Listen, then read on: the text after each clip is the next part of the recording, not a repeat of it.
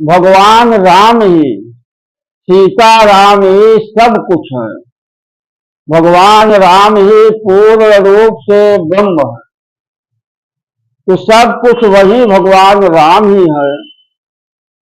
तो अपने मन की सारी तरंगे मिटाकर, सारी कामना हटा करके केवल आप भगवान का भजन करते रहें, सीताराम नाम का जप करते रहें। जो मन की लालसा है उसको मिटाना यह नहीं है कि आप अपना धर्म भूल जाए, अपना कर्म भूल जाए।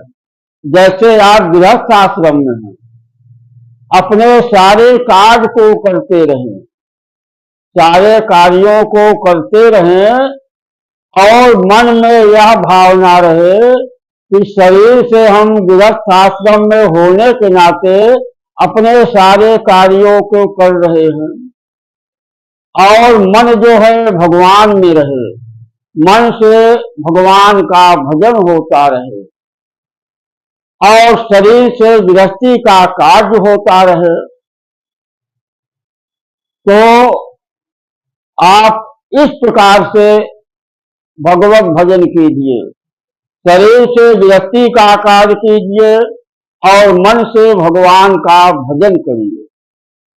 यही जो है कर्म है, यही धर्म है और इसी के लिए हम और आप लोगों का जन्म हुआ है। मनुष्य जीवन में हम लोग जन्म लिए हैं कि अपने कार्य को भी करेंगे और भगवान के नाम को भी जपेंगे। इसी को भक्त कहते हैं कि सारे कार्यों को करते हुए भगवान का भजन करते रहें।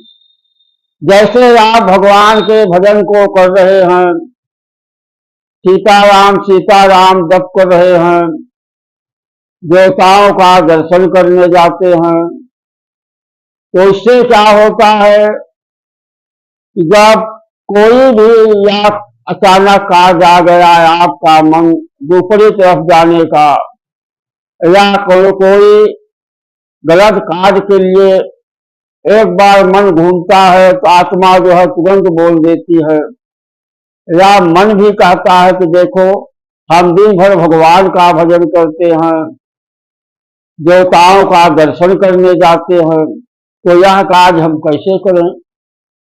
तो आत्मा भी जो है उस कार्य से एक बार बगल करती है। जब बगल कर दिया तब मनुष्य जो है भगवान के भजन में लग जाता है, लगा रहता है, तो भगवान पुनः उसको संभाल लेते हैं। तो भगवान के भजन में लगने से आपका आचार विचार आचरण जो है सब शुद्ध होगा और भगवान की भक्ति हमेशा बनी रहेगी। इस प्रकार से आप लोग भगवान का भजन करिए और सीताराम नाम का गुणगान करते रहिए।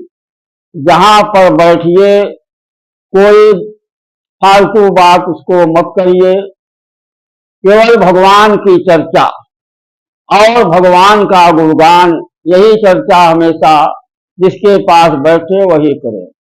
आप कोई बाहरी चर्चा करते हैं उससे कुछ लेना देना नहीं है, क्योंकि जो भगवान की इच्छा होगी वही होगा।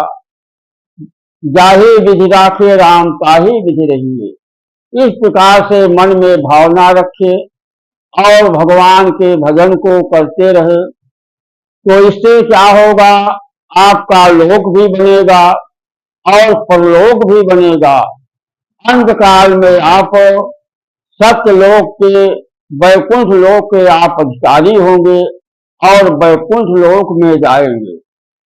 पुनः जब जन्म होगा तो अच्छे कुल में, अच्छे खानदान में आपका जन्म होगा, तो पुनः आप भगवान के भजन को करेंगे, भगवान की कृपा होगी तो आपको आवागमन से मुक्ति हो जाएगी। भगवान के नाम में कितनी बड़ी ताकत और कितना बड़ा गुण है। जय श्री राम, जय श्री राम।